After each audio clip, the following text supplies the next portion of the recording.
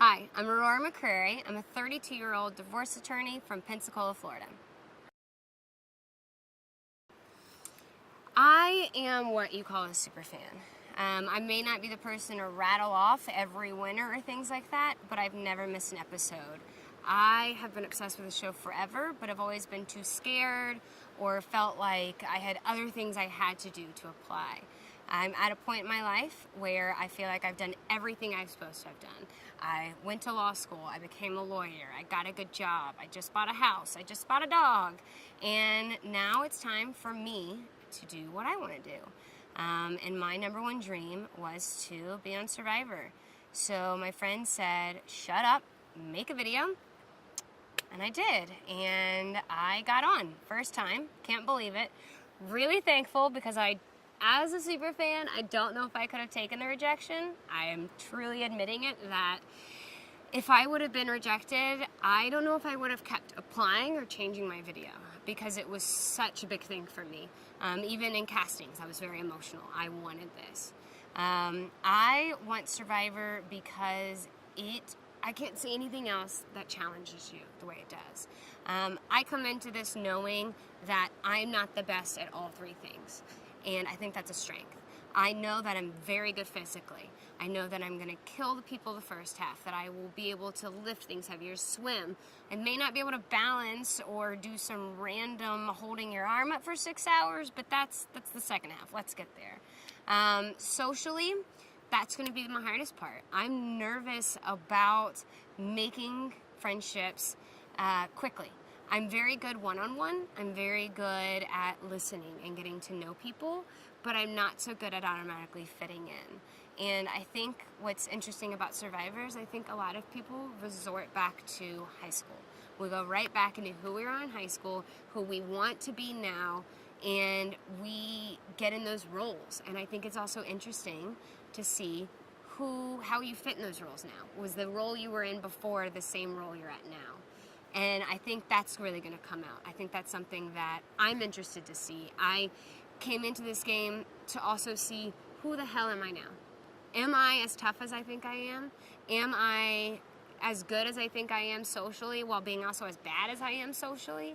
And can I keep my mouth shut? And I don't know about that last one.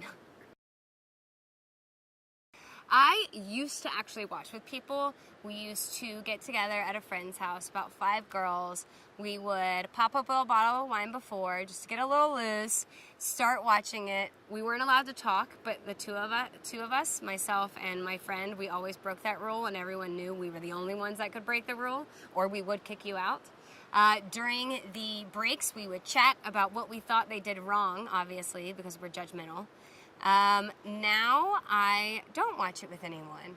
Our lives have changed, and for me, being a divorce attorney, I watch it in the mornings before I get ready for work. So I don't watch it live. I watch it Thursday morning, 5 a.m., get ready for work, get ready for court, and I feel fired up. A child in the foster care system, I learned quickly to be adaptive.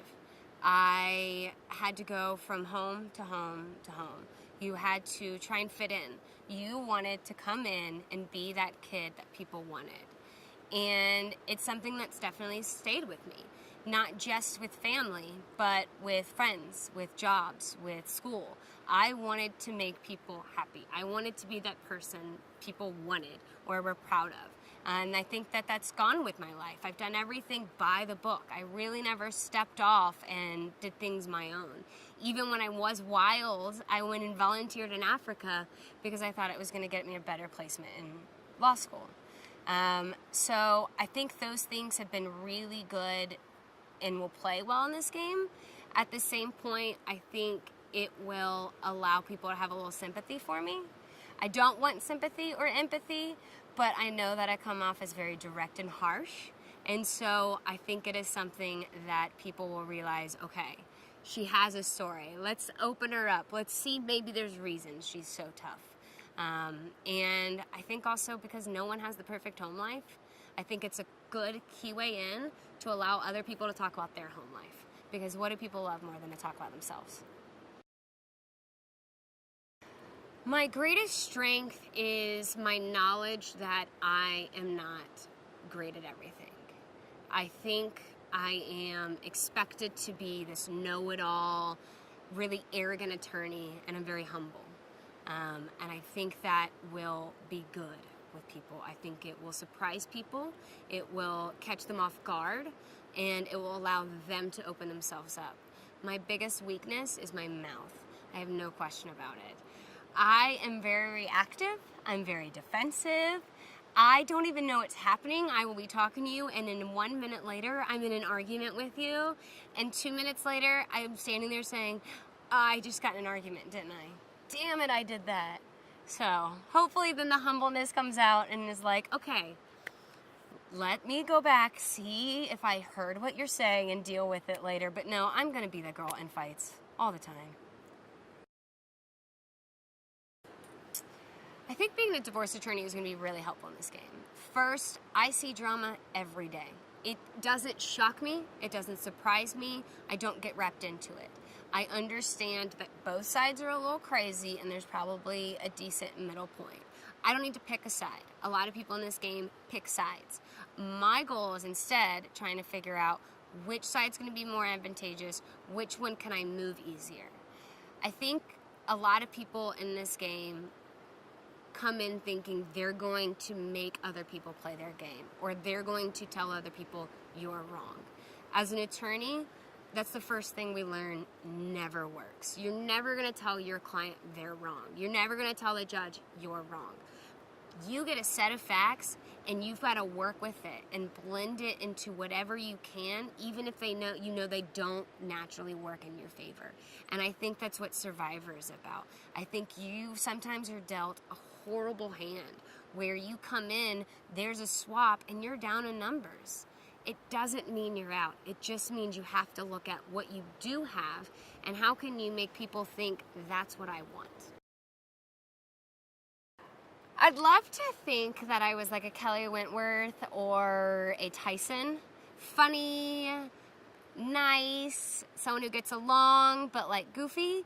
I'm probably more like a Sierra with a C. She was aggressive and she was out here to play a game and she wanted people to play, and when people didn't play, she got angry. So I think I'm a mixture. I think I'm goofy and I'm weird. I think I'm gonna make people laugh like Tyson while also working like Sierra and trying to make their strengths look like a weakness so that people ignore my weaknesses. What makes me unique? I think being a professional who every day is supposed to look a certain way, do a certain job, do these things, but in my off time, be the exact opposite. I think everyone right now who's seen me at Ponderosa has no idea that I'm an attorney because I look like the girl who just rolled up, went surfing, went skating, go rock climbing. I do everything outdoors. I do everything. I wear jeans to work every day. And so I don't think you have had a lot of people on this show who come in being a professional who don't think that they're better than everybody else.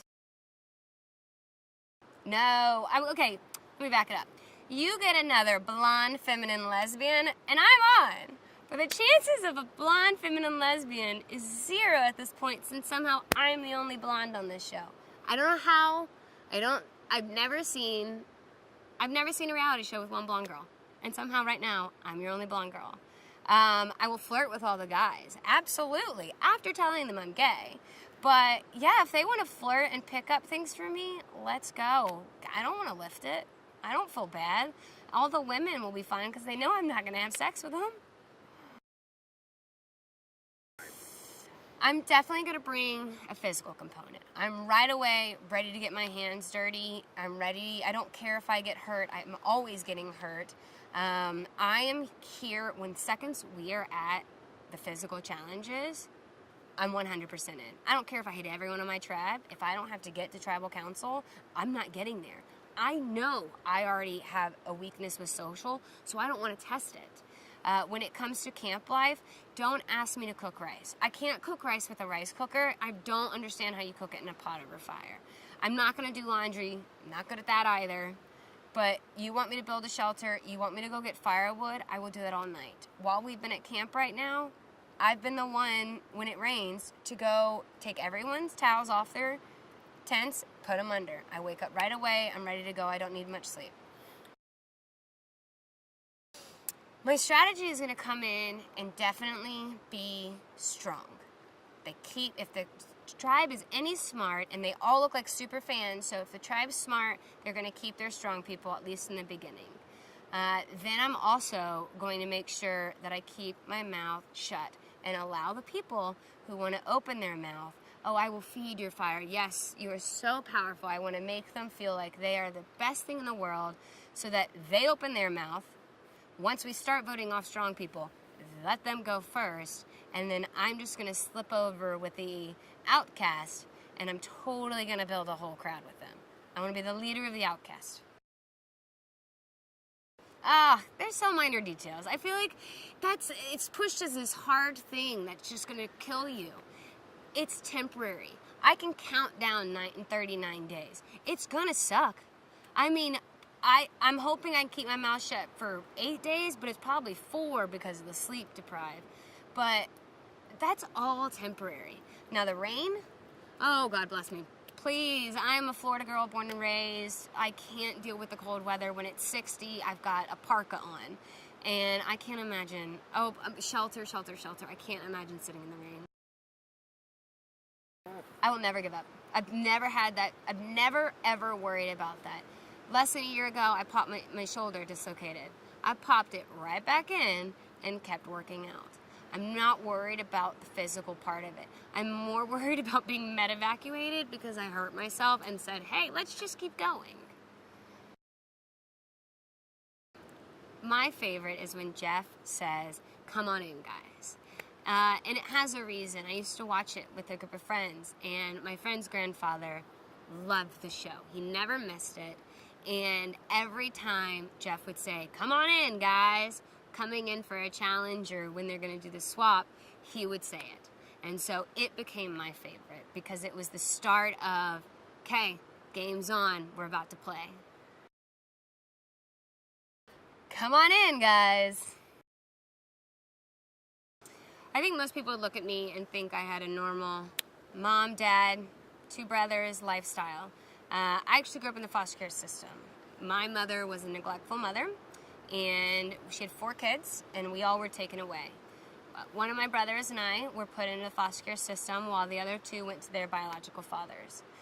I never really thought much about it growing up. I just wanted to be more than a foster care kid. I learned to adapt really quickly. I went from home to home.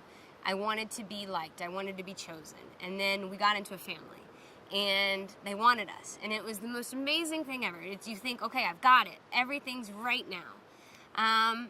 And then there's the next step of, okay, great, now you found a home, but how do you fit with these people? And that's another struggle, because you're fighting with people saying, okay, I'm not a foster care kid anymore. I've been wanted. But then, do I fit in with my family? And I didn't fit in with my family. And that was hard to understand, that these people wanted you. They've literally saved you. You were 8 years old. Most kids at this point don't get adopted. My brother was 13, 14. He definitely had no way of getting adopted, and they wanted us. But the other part is, we were nothing like them. We didn't understand each other. But we understood, just because you're different doesn't mean you don't love each other. Doesn't mean you can't learn to work together.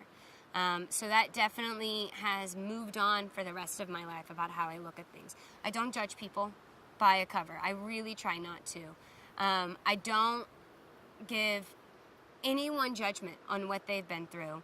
And to a degree, I don't give empathy pretty well either. And that's a negative, because I didn't want empathy. I can't understand how anything else would want empathy.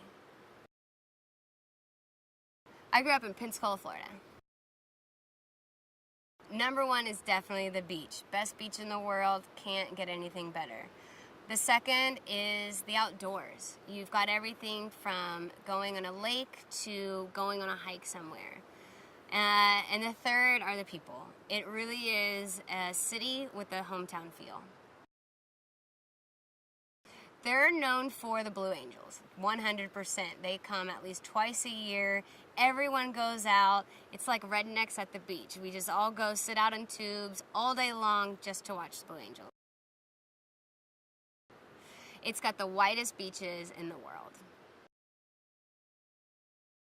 Pensacola prepared me for Survivor because it's a collection of all different types of people. It's a military, naval, air station town. You've got people that come in from all over who have such different backgrounds, but you get to meet and talk and you learn their experiences. So coming with the diversity that I've met there, it definitely prepares me for Survivor. I love to go home to Pensacola and Destin. I love the beaches, white, sandy, you can't get better than that. You drop down over to Jacksonville and you've got some of the most eccentric people. My dad lived in Key West for a while and there's nothing like Key West in Florida. It has the spirit of Florida. Hey Pensacola, hey everyone, I know y'all, can't believe I'm on here. Hope you watch. Know I'm an idiot, so come watch me be an idiot. Hey Orlando, it's Aurora. Yep, can't believe it. Attorney on a beach. Let's see if I can do this. Come watch Survivor.